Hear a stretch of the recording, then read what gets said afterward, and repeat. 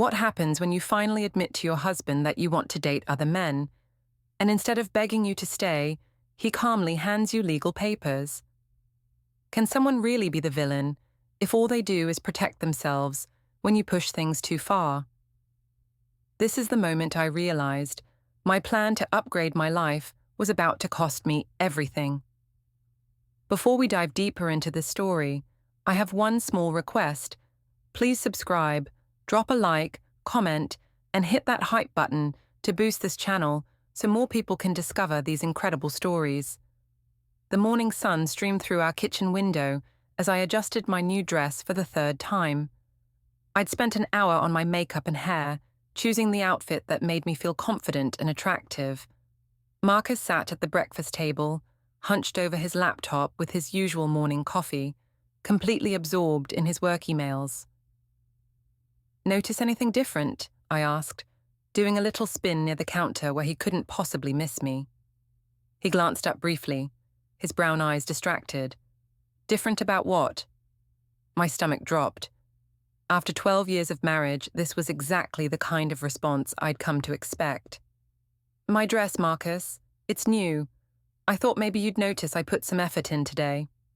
"Oh, yeah, it's nice," he mumbled, already looking back at his screen. "Sorry, I've got this client crisis brewing, and I need to get to the office early." The familiar sting of rejection washed over me.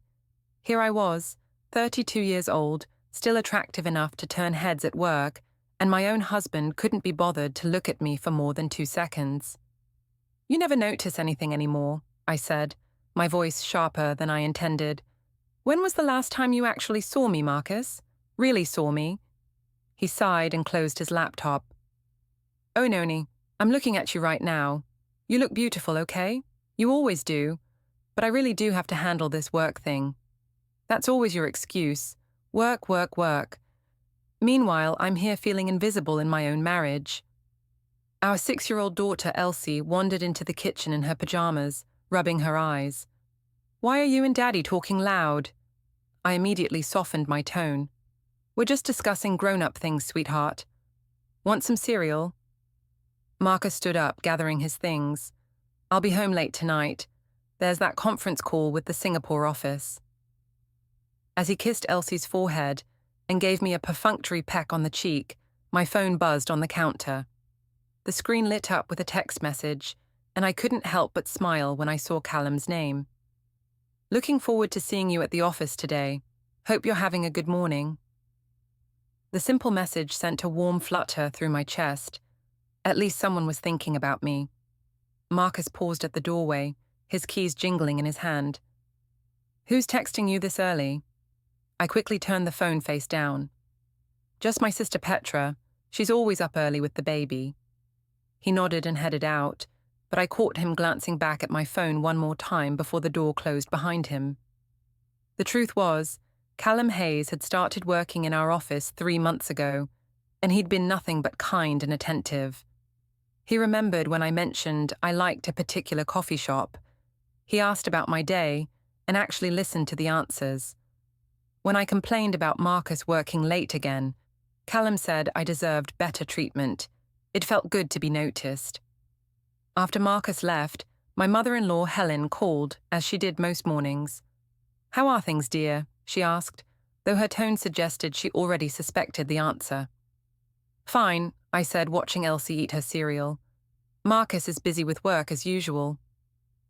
"He's providing for his family, Oenone. That's what good men do." The implied criticism stung. Helen had never quite warmed to me, always making subtle comments about how I should appreciate what I had. Easy for her to say.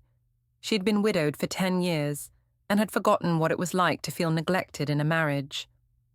"I know he works hard," I replied. "I just wish he'd work a little harder at being present for his family." Helen's silence spoke volumes. After we hung up, I found myself texting Callum back. "Thanks. Looking forward to seeing you too." His response came immediately. "You brighten up the whole office. Hope Marcus knows how lucky he is." I stared at the message, feeling a mix of guilt and excitement. This was harmless, wasn't it? just friendly conversation with a colleague who appreciated me. Marcus certainly wasn't giving me the attention I needed. As I helped Elsie get ready for school, I caught myself checking my reflection in every mirror we passed. For the first time in months, I felt attractive and wanted. If Marcus was too busy to notice, at least someone else was paying attention. The morning routine continued as usual, but something had shifted. I found myself looking forward to getting to the office with an anticipation I hadn't felt in years. When I dropped Elsie off at school, and she gave me her usual tight hug, I felt a pang of something. Guilt, maybe, or uncertainty about the path I was starting down. But as I drove to work, Callum's text still glowing on my phone, I pushed those doubts aside. I deserved to feel appreciated. I deserved to feel alive. The office break room buzzed with the usual morning chatter as I poured myself coffee. My sister Petra sat at one of the small tables, scrolling through her phone during her break from the accounting department upstairs. "You look different today," she said, looking up from her screen. "Glowing or something?" I felt heat rise in my cheeks. "Just trying to put more effort into my appearance. Marcus barely notices anymore." "Still having problems at home?" Petra's voice carried genuine concern, but I could hear the slight edge of judgment too. She'd always thought I was too critical of Marcus. "It's not problems exactly," I said, settling into the chair across from her. "It's more like we're roommates who happen to share a bed. He comes home, eats dinner, works on his laptop, and goes to sleep. Rinse and repeat." "That sounds like most marriages with young kids and demanding jobs," Petra pointed out. "Tom and I go through the same thing." "But Tom still notices when you dress up. Tom still asks about your day and actually listens to the answer." I stirred my coffee more aggressively than necessary. When was the last time Marcus and I had a real conversation about anything other than Elsie's schedule or who's picking up groceries? Our co-worker Janet from HR joined us, setting down her mug with a sympathetic sigh. "Trouble in paradise?" "Oenone's feeling unappreciated," Petra explained before I could answer. "Honey, most of us married women feel that way sometimes," Janet said. "The question is what you're going to do about it." Before I could respond, Callum appeared in the doorway. My heart did a little skip as he smiled directly at me. "Morning, ladies. Oenone, do you have those reports from yesterday? I wanted to review them before the 10 o'clock meeting." "Of course," I said, probably too eagerly. "They're on my desk. I can grab them for you." "Perfect. Actually, would you mind going over them with me? I value your input on the client analysis." He valued my input. When was the last time Marcus had said anything like that? After Callum left, Janet raised an eyebrow. Well, someone's got an admirer." "It's not like that," I protested, but I could feel myself blushing again. "He's just professional and respectful. He treats me like my opinions matter." "Unlike your husband?" Petra asked quietly. "Exactly unlike my husband." The words came out more bitter than I'd intended. Marcus acts like I'm just there to manage his household and raise his daughter. Callum actually sees me as a person with thoughts and ideas worth hearing. "Oenone," Petra said carefully, "you're talking about Callum an awful lot lately. Because he's a good colleague and a good friend. Is that a crime?" Janet leaned forward conspiratorially. "Honey, life's too short to spend it feeling invisible. If your husband isn't giving you what you need, maybe it's time to have a serious conversation with him. Or find someone who will appreciate you properly." "Janet," Petra looked shocked. "What? I'm just saying she deserves to be happy. We all do." As we returned to our desks, I found myself replaying Janet's words. Maybe she was right. Maybe I did deserve more than Marcus was giving me. When Callum stopped by my desk to review the reports, his hand brushed mine as he pointed to a particular section. The brief contact sent electricity up my arm. "You have excellent instincts about client behavior," he said, his voice warm with genuine admiration. "Have you ever considered moving into client relations full-time?" "Marcus thinks I should stick with administrative work," I admitted. "He says it's more stable and predictable." Callum's expression darkened slightly. That's his opinion. What do you think you're capable of? No one had asked me that question in years. I think I could do a lot more than I'm doing now.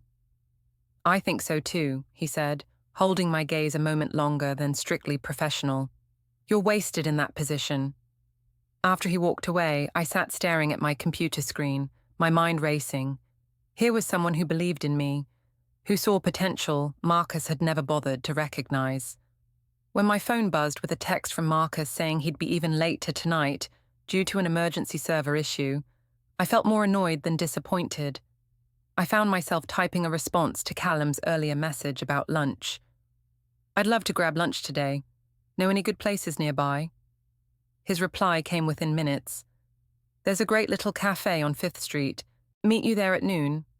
As I typed, yes, I told myself this was just lunch between colleagues. Just two professionals having a friendly meal and conversation. Nothing wrong with that. But as noon approached, I checked my reflection in the bathroom mirror 3 times and reapplied my lipstick twice. When I walked into the cafe and saw Callum waiting at a corner table, smiling as soon as he spotted me, I felt more alive than I had in months. What I didn't notice was Marcus's co-worker David sitting at the counter, watching our interaction with interest before pulling out his phone to send a quick text. Sunday dinner at our house had become a weekly tradition, mainly because Helen insisted on it. She arrived promptly at 5 with a store-bought pie and her usual critical eye, surveying our home like she was conducting an inspection. The lawn needs attention, she announced as she hung up her coat. And that front flower bed looks neglected. Hello to you too, Helen, I muttered under my breath, but Marcus was already nodding apologetically. I'll get to it next weekend, Mum. Work's been crazy. Work's always crazy for people who take their responsibilities seriously, Helen said, giving me a pointed look. We gathered around the dining room table, Elsie chattering excitedly about her school week, while Helen peppered Marcus with questions about his projects. I might as well have been invisible, which was nothing new. Helen had never quite approved of me, always finding subtle ways to suggest I wasn't good enough for her precious son. Oenone's been busy too, Marcus said, trying to include me in the conversation. She's been working on some client analysis reports. How nice, Helen said, in a tone that suggested it was anything but. I hope that's not taking time away from family duties. Family duties? I set down my fork a little too hard. You mean like cooking, cleaning, childcare, and managing the household while Marcus works late every night? Oenone, Marcus warned quietly. No, it's fine, I said, my voice getting sharper. I just think it's interesting how a woman working is seen as neglecting her family, but a man working late every night is being responsible. Helen's eyes narrowed. I raised my son to be a provider. That's what men do when they love their families. And what about what women need? What about feeling appreciated and valued for more than just domestic services? The tension in the room was thick enough to cut. Elsie had stopped eating and was looking back and forth between us with worried eyes. Some women understand that marriage requires sacrifice and compromise, Helen said icily. And some women understand that marriage should be a partnership where both people feel valued, I shot back. Maybe if Marcus paid half as much attention to me as he does to his computer, we wouldn't be having this conversation. Mummy, why are you mad? Elsie asked in a small voice. I'm not mad at you, sweetheart, I said, immediately regretting that she was witnessing this. But Helen's constant criticism had pushed me past my breaking point. Maybe the problem isn't Marcus's attention, Helen said coldly. Maybe the problem is unrealistic expectations from someone who doesn't appreciate what she has. You're right, I said, standing up abruptly. Maybe I don't appreciate being taken for granted. Maybe I don't appreciate being treated like hired help instead of a wife. And maybe other men would know how to treat me better. The words hung in the air like a bomb that had just exploded. Helen's face went white, then red with fury. How dare you, she whispered. Marcus stood up slowly, his face unreadable. Oenone, what exactly are you saying? I'm saying I'm tired of being invisible in my own marriage. I'm tired of coming last on your priority list. And I'm tired of being criticized by people who have no idea what it's like to live with someone who's emotionally absent. Other men, Helen's voice was shaking with rage, are you threatening my son with infidelity? I'm not threatening anyone, I said, but even as the words came out, I knew how they sounded. I'm just saying that there are men out there who would appreciate having a wife like me. Elsie started crying. The sound cut through my anger like a knife, making me realize how far this had gone. That's enough, Marcus said quietly, but his voice carried a finality I'd never heard before. Mom, I think you should go home. Elsie, go to your room and get ready for your bath. But Daddy... Now, sweetheart. As Helen gathered her things, she turned to me one last time. I hope you're proud of yourself. Talking about other men in front of your daughter and your husband. Shameful. After they left, the house fell silent except for Elsie's muffled sobs from upstairs. Marcus began clearing the table without looking at me. Marcus, I didn't mean... Didn't mean what? He finally looked at me, and I was startled by the coldness in his eyes. Didn't mean to humiliate me in front of my mother and daughter. Didn't mean to threaten our marriage. What exactly didn't you mean, Oenone? I just meant that I need to feel wanted and appreciated. Is that so wrong? He continued clearing dishes, his movements sharp and angry. And the way to feel appreciated is to talk about other men who would treat you better. You're twisting my words. Am I? Because it sounded pretty clear to me. I followed him into the kitchen, desperate to explain. I've been trying to tell you for months that I'm unhappy, that I feel neglected and taken for granted. You never listen. So this is my fault. It's both our fault. We've let our marriage drift into this roommate situation where we barely connect anymore. Marcus set the dishes down and turned to face me fully. Are you having an affair, Oenone? The direct question hit me like a slap. No, God, no, I would never... But you want to. I opened my mouth to deny it, but the words wouldn't come. The truth was, I had been thinking about it. I had been wondering what it would be like to be with someone who really saw me, who appreciated me the way Callum did. Marcus saw the hesitation in my face and nodded slowly. That's what I thought. He walked past me toward the stairs, and I heard him moving around in our bedroom. When he came back down 20 minutes later, he had a suitcase in his hand. Where are you going? To my mother's. I need some time to think. Marcus, please, we can work this out. We can go to counselling or... Can we? Because it sounds like you've already decided our marriage isn't enough for you. He paused at the front door, his hand on the knob. You know what the worst part is? I've been working so hard to provide for our family, to build a secure future for you and Elsie, that I didn't realise I was losing you in the process. But instead of talking to me about it like an adult, you decided to threaten me with other men. I wasn't threatening. Yes, you were. And now I have to figure out what to do about a wife who's already mentally checked out of our marriage. After he left, I sank onto the couch and finally allowed myself to cry. Upstairs, I could hear Elsie still sniffling in her room. My phone buzzed with a text from my mother. Helen called me. What on earth were you thinking? Then another from Petra. Mom told me about dinner. Call me, we need to talk. But I didn't call anyone. Instead, I found myself texting Callum. Bad night. Could really use a friend right now. His response came quickly. I'm here if you need to talk. You deserve so much better than what you're dealing with. As I read his words, I felt a mixture of gratitude and guilt. Maybe I did deserve better. Maybe I deserved someone who would fight for me instead of walking away with a suitcase. What I didn't know was that Marcus hadn't gone to his mother's house. He'd gone to a 24-hour office supply store where he bought a small digital recorder and a new phone with a better camera. He was done being caught off guard. Marcus came home the next evening while I was putting Elsie to bed. I heard the front door close and his footsteps on the stairs, but he didn't come to say goodnight to our daughter. Instead, he went straight to our bedroom and closed the door. After reading Elsie 2 stories and singing her favorite lullaby, I found him sitting on the edge of our bed, still in his work clothes, staring at his hands.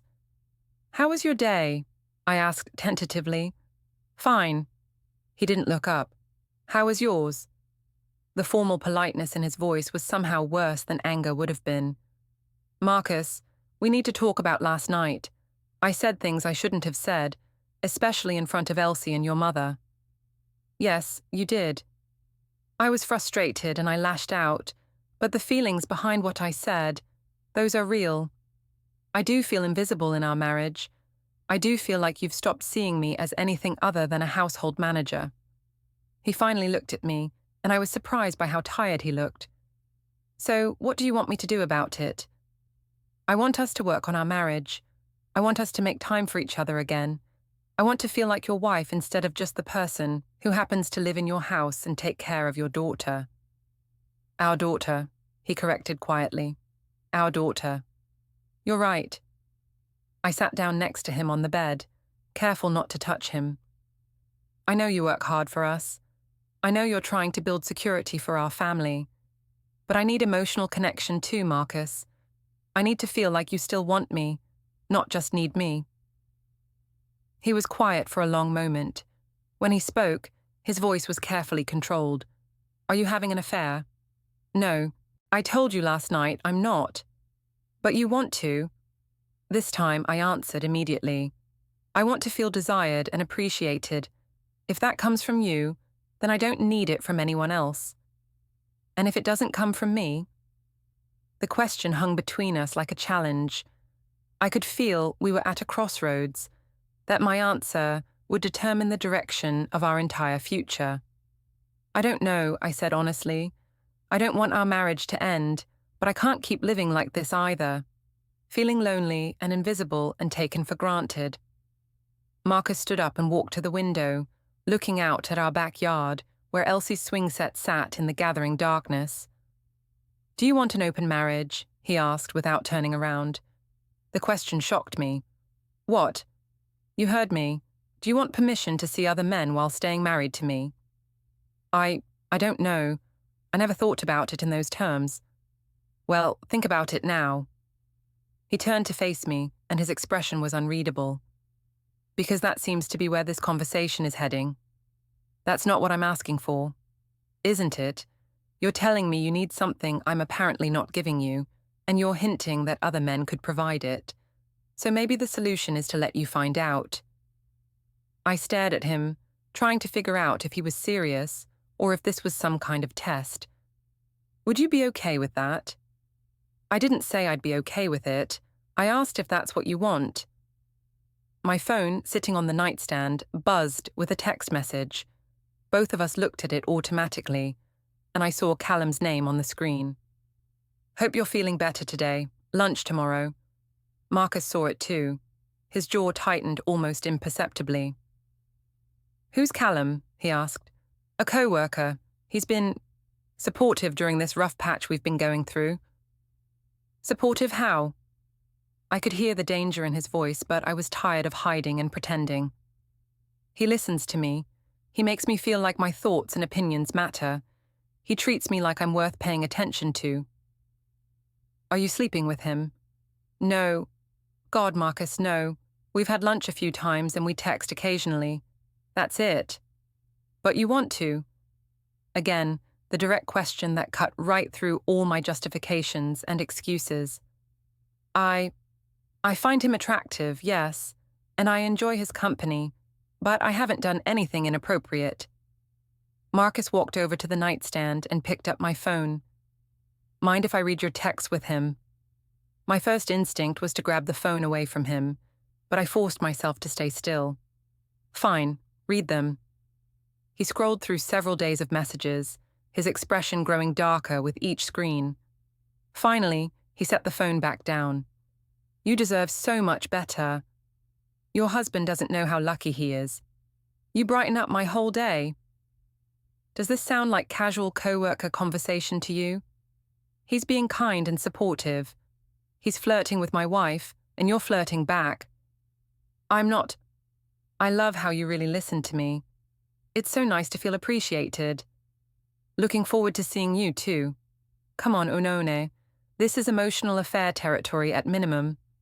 I felt heat flood my cheeks, but I lifted my chin defiantly. Maybe if you paid me half as much attention as he does, I wouldn't need to seek it elsewhere. So this is my fault. It's our fault. We've both let our marriage deteriorate to the point where I'm starving for affection and attention. Marcus sat back down on the bed, but farther away from me this time. Let me ask you something. If I started working fewer hours, taking you on dates, complimenting you more, being more physically affectionate, would you stop talking to Callum? The question should have been easy to answer, but it wasn't. The truth was, I enjoyed my connection with Callum. I looked forward to his texts and our lunch conversations. The thought of giving that up, even if Marcus changed his behavior, made me feel panicked. He's my friend. That's not what I asked. I don't think it's fair for you to ask me to give up a friendship just because you're jealous. Marcus nodded slowly, like I'd just confirmed something he'd been suspecting. So even if I change, even if I give you everything you say you want from me, you still want to keep your relationship with this other man. It's not a relationship, it's a friendship. No, Oenone, it's not. And the fact that you can't see that, or won't admit it, tells me everything I need to know about where your head is right now.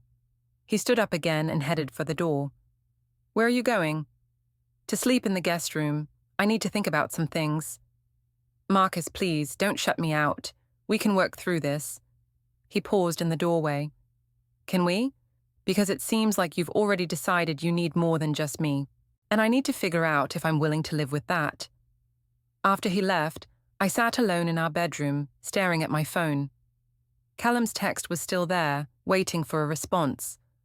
My thumb hovered over the keyboard for several minutes before I finally typed back. Yes, lunch sounds good. I could really use a friend right now. What I didn't know was that Marcus had quietly returned to the hallway outside our bedroom door. He stood there for several minutes, listening to me type on my phone, before pulling out his own device to take pictures of our text conversation through the crack in the door. He'd heard enough. Now he needed evidence. The next few days passed in tense silence. Marcus left for work early and came home late, speaking to me only when necessary, and always with cool politeness. He was kind and normal with Elsie, but I could see our daughter picking up on the tension between us. Why is Daddy sleeping in the other room? She asked me over breakfast Wednesday morning. Daddy's just having trouble sleeping lately, I said, not wanting to burden her with adult problems. Sometimes grown-ups need their own space for a little while. She nodded solemnly, but I could see the worry in her 6-year-old eyes. The guilt gnawed at me, but I pushed it aside. Marcus was the one who'd chosen to sleep separately. Marcus was the one refusing to work on our problems. At work, Callum had become my emotional lifeline. Our lunch meetings had become daily occurrences, and our text conversations had grown longer and more intimate. He listened to my frustrations about Marcus with sympathetic understanding, always taking my side, always validating my feelings. You're not asking for too much, he told me over coffee Thursday afternoon. Every woman deserves to feel cherished and desired. The fact that your husband can't see what an amazing person you are says everything about his limitations, not yours. Sometimes I wonder if we're just incompatible, I admitted.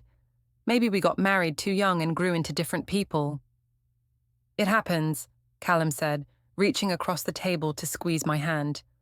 The question is what you're going to do about it. His touch sent familiar electricity up my arm. We'd been having more physical contact lately. Brief touches, lingering hugs goodbye, his hand on my shoulder when he leaned over my desk. Nothing that crossed any major lines, but enough to make my heart race. I don't know, I said honestly.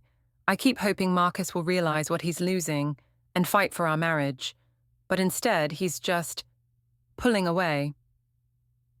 Maybe he's already checked out emotionally, Callum suggested. Maybe he's just going through the motions because it's easier than dealing with the real problems. The thought terrified me. but it also felt liberating. If Marcus had already given up, then maybe I didn't need to feel guilty about my growing feelings for Callum. That afternoon, I was at my desk reviewing client files when a man in a suit approached with an official-looking envelope. "Oenone Greaves?" "Yes?" "You've been served." The entire office went quiet as he handed me the envelope and walked away. My hands shook as I opened it, and the words on the legal document swam before my eyes. Petition for legal separation. I read it twice before the meaning sank in. Marcus was filing for separation. He wanted temporary custody of Elsie. He was asking for spousal support calculations and a division of assets. "Oh my God," I whispered.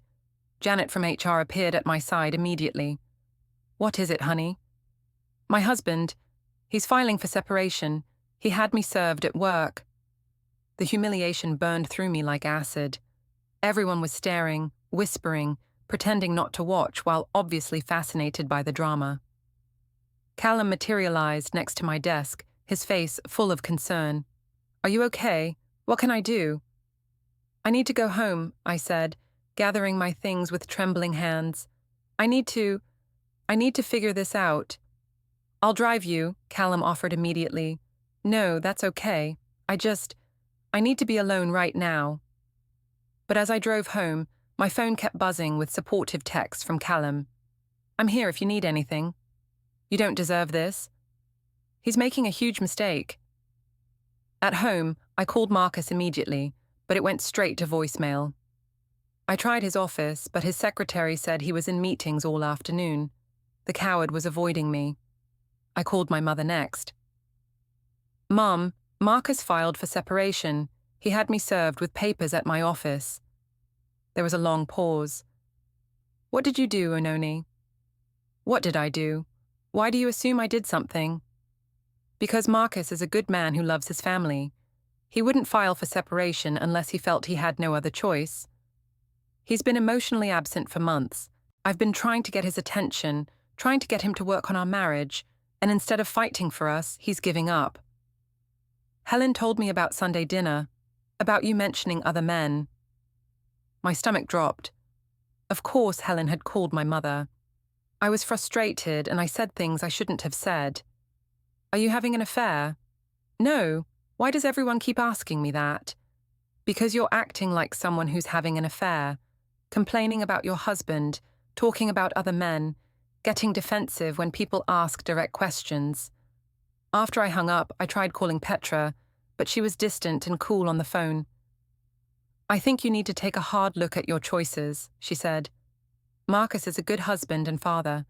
If you're throwing that away for some fantasy about greener grass, you're making a huge mistake."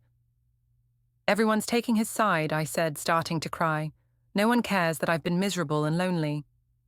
"We care," Petra said gently, "but we also think you're handling this all wrong. Instead of working on your marriage, you're looking for validation from other people. That's not going to fix anything." That evening, when Marcus finally came home, I confronted him in the kitchen. "How could you have me served at work? Do you have any idea how humiliating that was?" "I'm sorry about the timing," he said calmly, "but I wanted to make sure you received the papers. You couldn't hand them to me yourself. You couldn't have the courtesy to tell me you were filing." "When?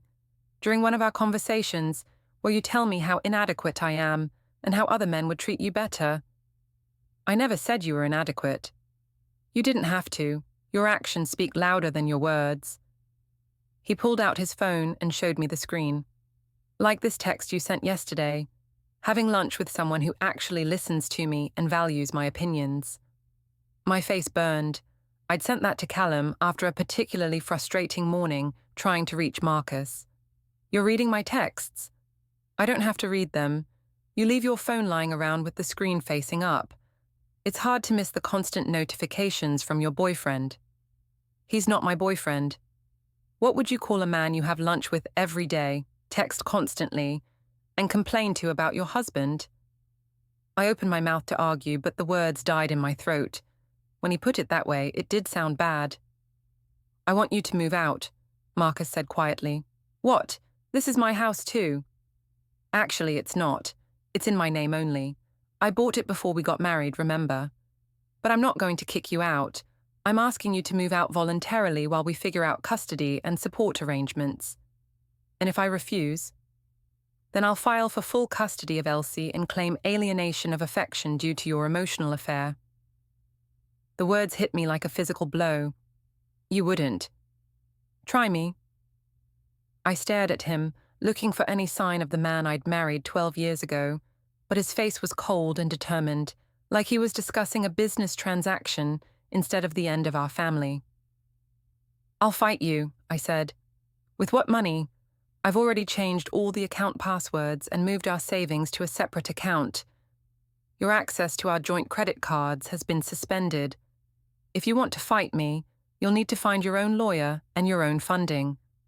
The room spun around me. You can't do that. That's financial abuse. No, that's protecting myself from someone who's already checked out of our marriage. Everything I've done is completely legal. I consulted with an attorney before filing any paperwork. When? When did you have time to see an attorney? While you were having lunch with Callum. The cold calculation in his voice terrified me more than anger would have. This wasn't an emotional reaction to our fight. This was a carefully planned strategy. Marcus, please. We can work this out. I'll stop talking to Callum. I'll do whatever you want. It's too late for that. You made your choice when you decided to seek emotional intimacy with another man instead of working on our marriage. Now you get to live with the consequences. As he walked away, I called after him desperately. What about Elsie? What about our daughter? He paused at the bottom of the stairs. Elsie will be fine. She'll have 2 parents who love her, even if they can't live together anymore. But she deserves better than watching her mother prioritize other men over her family. That night, I lay awake in our empty bedroom, staring at the ceiling and trying to figure out how everything had gone so wrong so quickly. My phone buzzed with another text from Callum. I heard what happened at the office. I'm so sorry you're going through this. You deserve so much better than a man who would abandon his family instead of fighting for them. For the first time, his words didn't comfort me. Instead, they made me wonder if he was right or if everyone else was right, and I'd just destroyed my marriage for a fantasy. 2 weeks later, I sat in the sterile conference room of Marcus's attorney's office, my hands folded tightly in my lap to stop them from shaking. I'd managed to scrape together enough money for a consultation with my own lawyer, but she'd been brutally honest about my prospects. Your husband has been very thorough, she'd told me. He has documentation of your emotional affair, evidence of financial responsibility, and a stable living situation. Unless you can prove he's been abusive or neglectful, the court will likely favor his custody petition. Now, facing Marcus across the polished conference table, I barely recognized the man I'd been married to for 12 years. He sat calmly next to his attorney, a stack of files in front of him, looking like he was prepared for war. My mother and Petra sat behind me for moral support, but I could feel their disappointment radiating like heat. Helen sat behind Marcus, her face set in grim satisfaction. Even my own family seemed to think I'd brought this on myself. Let's begin, Marcus's attorney, a sharp-faced woman named Rebecca Chen, said briskly. My client is seeking legal separation with primary custody of the minor child, Elsie Greaves, age 6. We have substantial documentation supporting our position. She opened the first file and began laying out photographs on the table. I gasped when I saw them. Screenshots of my text conversations with Callum, printed out in black and white, looking far more damning than they'd felt when I was typing them. These messages span a period of 6 weeks, Rebecca continued. They show a pattern of emotional intimacy and romantic interest between Mrs. Greaves and her co-worker, Callum Hayes. My lawyer, a tired-looking man named Jim Patterson, cleared his throat. These appear to be friendly conversations between colleagues. Let me read some excerpts, Rebecca said coolly. I can't stop thinking about our conversation yesterday. You make me feel so alive and appreciated. I wish I could spend more time with you. My husband doesn't understand me the way you do. Does this sound like colleague conversation to you, Mr. Patterson? I felt heat flood my face as she continued reading. Hearing my words spoken aloud in this clinical setting made them sound so much worse than they'd felt when I was writing them. Furthermore, Rebecca continued, we have witness statements from multiple co-workers who observed Mrs. Greaves and Mr. Hayes having intimate lunches and engaging in physical contact inappropriate for married colleagues. She laid out more documents, sworn statements from people I worked with every day, people I'd thought were my friends. Janet from HR had provided a statement about our break room conversation where she'd encouraged me to find someone who would appreciate me properly. Even the barista from the cafe where Callum and I had lunch had given a statement about our romantic behavior. This is ridiculous, I said, finding my voice. I never had a physical affair. I never even kissed him. Emotional affairs can be just as damaging to a marriage as physical ones, Rebecca replied, and the evidence suggests this relationship was heading in a physical direction. She pulled out more photographs, images I didn't even know existed. Security camera footage from the cafe showing Callum holding my hand across the table.